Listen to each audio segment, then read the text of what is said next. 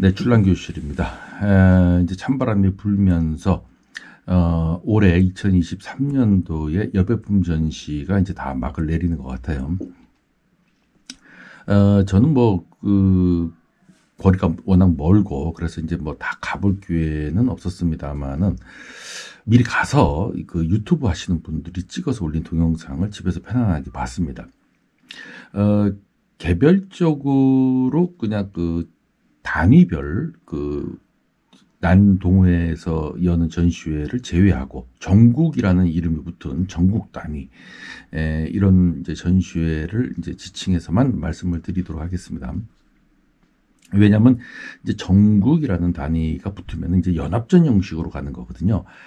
각 소속에서 이제 좀 상을 좀 받았던 난들이 한 곳에 모이는 거죠. 그러니까 저쪽 소속에서 받았던 상을 받았던 난초, 또 저쪽 소속에서 상을 받았던 난초들이 한 자리에 모여서 다시 또 이제 겨루는 그런 이제 형태의 연합전 형식인데, 그 규모가 뭐 전국을 대표하든 안 하든 어쨌든 전국이라는 이름이 붙었기 때문에 연합전의 형식을 가지고 있죠. 근데 이제 그 영상에서 이제 어떤 것이 상을 탔나 이렇게 쭉 봤는데, 이것이 상을 받아야 되는 것이냐, 안 받아야 될 것이냐는 제가 감히 이 평가를 사실 하기는 어렵습니다. 어려운데, 한 가지 조금 좀 짚고 넘어가야 될 부분들이 있어요. 뭐냐면은, 작년도 그랬고요. 재작년도 그랬고, 천종이 거의 뭐 모든 대회에 나와서 대상을 받던, 뭐 금상을 받던, 동상을 받았던, 하여튼 뭐 상을 이렇게 다 이렇게 휩쓸었죠. 그래서 제가 올해도 2023년에도 또 천종이 상을 받지 않겠는가 이렇게 예측을 했는데, 올해는 천종이 보이질 않아요. 천종이 보이질 않습니다. 근데 그렇다면은 그 작년, 재작년에 천종을 쭉 키우고 있던 작황들이 올해는 더 세력이 불어나서 더 좋아졌을 텐데, 왜 보이지 않는가? 이제 상을 주는 어떤 기준이, 매번 이제 옆에서 지적을 하면은 그 주최 측에서는 이렇게 얘기하죠. 희소가치성도 희소가치성이지만은 어떻게 잘 배양했는가에 중점을 둔다 그랬어요. 잘 배양한, 건강한 난초. 그러면은, 잘 배양한 난초고 건강하다면은 해를 거듭할수록 세력이 불어나서 더 잘 배양되고 건강한 난초. 이렇게 돼야 될 텐데, 뭐 약속이나 한 듯이 전국대회라는 이름이 붙은 몇몇 큰 대회를 이렇게 좀 여배품 전시회를 보면은 천종이 일괄적으로 보이지 않습니다. 뭐 약속이나 한 것 같아요. 그래서 오히려 그게 더 이상하다. 그 천종이 갑자기 사라진 것도 아닐 텐데, 뭐 담합을 한 것처럼, 그렇게, 없어져 버린다. 그리고 이제 다는 아닙니다만은 유독 태왕이라는 것이 눈길을 좀 많이 끄는, 그런 모습을 좀 보이고 있고, 또 어떤 전시회는 뭐 복륜이 받았더라고요. 그러니까 이제 그런 걸 보면서 한 차례 좀 쉬어가나? 아니면은 유튜브에서 하도 뭐 맨날 뻔한 거만 상을 주는 거 아니야? 라고 지적을 많이 하니까 좀 이제 낯간지러워서 일부러 피해갔나? 뭐 이런 생각도 좀 들고요. 한편으로는 스타 품종을 한쪽으로만 쭉 모는 것도 이제 마케팅에 조금 도움이 안 되니까 좀 골고루 밀자 해서 올해는 뭐 이제 태왕이나 뭐 다른 걸로 이렇게 슬쩍슬쩍 한번 넘어가는 게 아닌가 싶은데, 그렇다면은 뭐 내년에도 또 태왕 말고 내년에는 또 뭐 다른 게 나온다거나 이러는 현상들이 어떻게 이루어지는지를 한번 눈여겨 좀 볼 필요가 있을 것 같아요. 근데 이제 제가 말씀드리고 싶은 것은 그것이 어떻게 전국적으로 동시다발적으로 같은 현상이 벌어지는 것인가. 이것은 누군가가 플래너가 있고 그 플래너가 일괄적으로 어떤 회의를 통해서 또는 담합을 통해서 어떤 방향성을 제시하지 않는 이상 작년까지만 해도 다 휩쓸었던 천종이 갑자기 보이질 않고 상에서 전부 다 제외되는 이런 현상들이 어떻게 가능한 것인가. 이것을 우연의 일치라고만 볼 것인가. 이런 좀 의문점이 드네요.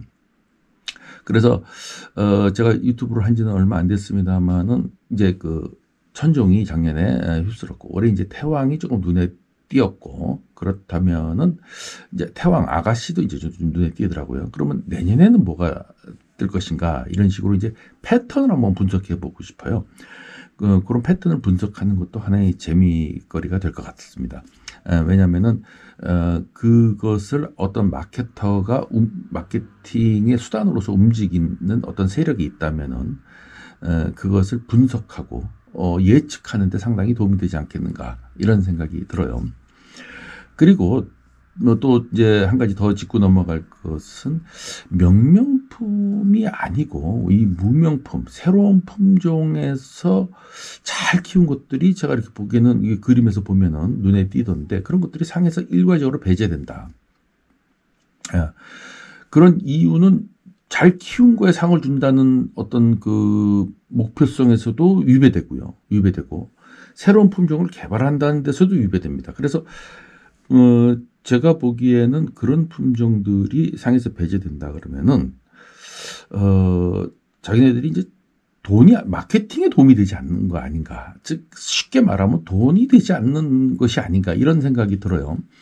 그래서 마케팅에 도움이 안 되기 때문에 그렇게 그 10축 20축씩이나 키우는 무명 중투가 제가 보기에는 색 대비도 아주 훌륭했고 그런 것들이 어떻게 상에서 배제될 수 있는 것인가.